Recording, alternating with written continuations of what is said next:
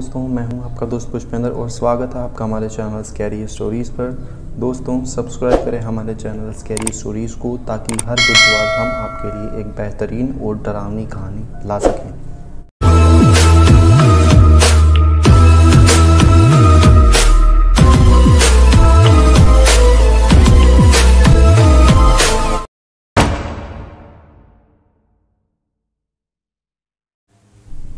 मेरा नाम समीर है और मैं एक बिजनेसमैन हूँ। मैं जब 11 साल का था तब ही मेरे माता पिता का निधन हो चुका था। उस समय से ही मैं अपनी पढ़ाई के साथ साथ काम भी करता आ रहा हूँ और उस समय कम उम्र होने के कारण मुझे किसी भी कंपनी में काम नहीं मिला था।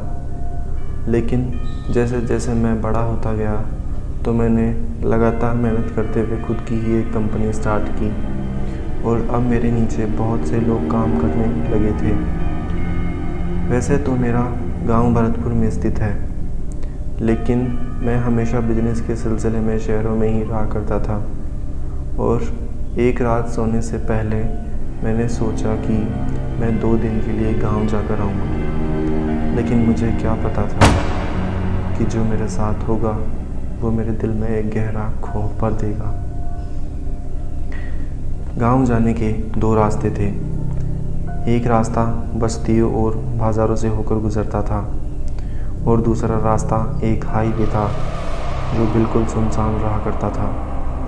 मुझे ये बातें इसलिए पता है क्योंकि बचपन में मुझे माँ उस हाईवे की कहानियाँ सुनाती थी और कहा करती थी कि उस हाईवे पर बहुत से लोगों की खौफनाक तरीके से मौतें हुई हैं, जिनको देखने पर ऐसा लगता था कि मानो ना तो इन्हें किसी जानवर ने मारा है और ना ही किसी इंसान ने। तभी से लोगों ने उस हाईवे को भूतिया घोषित कर दिया और रात में तो क्या, लोग दिन में भी वहां जाने से कांपते थे। मैं रात गुजरने के बाद दूसरा दिन होते ही गांव के लिए निकल पड़ा। मैं कच्ची बस्तियों व बाज़ारों से होकर गुजरने वाले रास्ते से गया क्योंकि वहां से मुझे गांव में रह रहे मेरे चाचा, जो कि मेरे इकलौते रिश्तेदार थे, उनके लिए कुछ लेकर जाना था। मैं गांव पहुंचा और चाचा जी ने मुझे पहुंचते ही अपने घर ले गए। हमने खूब बातें की और उन्होंने मेरे काम के लिए मेरी खूब तारीफ़ें भी की। थोड़ी देर बाद मैंने चाचा जी को कहा कि क्यों ना मैं ये घर और ज़मीन दोनों बेच दूँ, क्योंकि मैं तो यहाँ रहता भी नहीं और ना ही कभी यहाँ आता हूँ। चाचा जी ने हाँ कर दी और उन्होंने कहा कि मैं सारा काम करवा कर तुम्हारे यहाँ पैसे भिजवा दूँगा। तभी मेरा फ़ोन आया और मुझे पता चला कि मेरी एक अर्जेंट मीटिंग है और मुझे रात को ही निकलना होगा।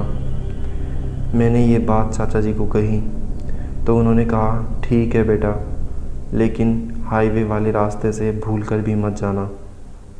फिर मैंने हंसते हुए कहा, चाचा जी ये सब बकवास बातें हैं और मैं वैसे भी अब बड़ा हो गया हूँ और वो शॉर्टकट रास्ता है शहर पहुँचने का, तो मैं वहीं से चला जाऊँगा। तभी डरते हुए चाचा जी ने कहा, समीर, आत्माओं की कोई उम्र नहीं होती, वो पहले भी थी और आज भी है। शरीर मरता है पर रूहें हमेशा भटकती हैं। तुम्हें मेरी कसम है, तुम हाईवे वाले रास्ते से मत जाना। फिर मैंने कह दिया, ठीक है, नहीं जाऊंगा, और मैं निकल गया। रास्ते में फिर फ़ोन आया और मैनेजर ने कहा कि सर प्लीज़ जल्दी आ जाइए। तो मैंने कार की स्पीड बढ़ाई और मैंने वही हाईवे वाला रास्ता चुन लिया। मैं वहाँ से पहली बार गुज़र रहा था। वो हाईवे बिल्कुल सीधा था। मैं वहाँ कार तेज़ नहीं चला पा रहा था क्योंकि उस रोड पर बहुत गड्ढे थे। वो सड़क बिल्कुल सुनसान थी। वहाँ किसी भी वाहन का आना जाना नहीं हो रहा था। वहाँ सिर्फ हवा के चलने की ही आवाज़ सुनाई दे रही थी कि तभी मेरे सामने रोड पर कई लोगों के शरीर पड़े हुए थे। मैंने तुरंत कार रोकी। तब मैं बहुत डर गया था। तभी मैंने सोचा मुझे बाहर जाकर इन लोगों की मदद करनी चाहिए, इनका शायद एक्सीडेंट हो चुका है। मैं घबराते हुए उनके पास गया जैसे ही मैंने उनके चेहरे देखे तो मेरे होश उड़ गए। उन्हें देखकर ऐसा लग रहा था मानो उनके शरीर में खून की एक बूंद भी नहीं है और उन्हें बहुत बुरी तरीके से मारा गया हो। तभी मेरे कानों में माँ और चाचा जी की बताई बातें गूंजने लगी। मैं डर के मारे भागते हुए कार में बैठ गया और पूरी रफ्तार से कार चलाने लगा। मैंने फ़ोन करने की कोशिश की तो मैंने देखा कि वहाँ नेटवर्क बिल्कुल भी नहीं आ रहा था। मैंने गाड़ी की पूरी रफ्तार बढ़ा दी। तभी मैंने साइड मिरर में बहुत अजीब देखा। मैंने देखा कि वो लाशें मेरा पीछा कर रही हैं। वो बिल्कुल मेरी गाड़ी के पीछे हैं। मैं उनको देखते देखते गाड़ी पूरी रफ्तार से चलाता रहा। तभी पीछे की सीट से किसी ने मेरे कंधे पर हाथ रखा। मैंने डर के मारे पीछे मुड़ के देखा तो मेरे दिल की धड़कनें रुक गईं। मैंने पीछे मुड़ के देखा तो मुझे कार में बैठा बहुत ही डरावना एक आदमी नज़र आया जिसका चेहरा बहुत भयानक था।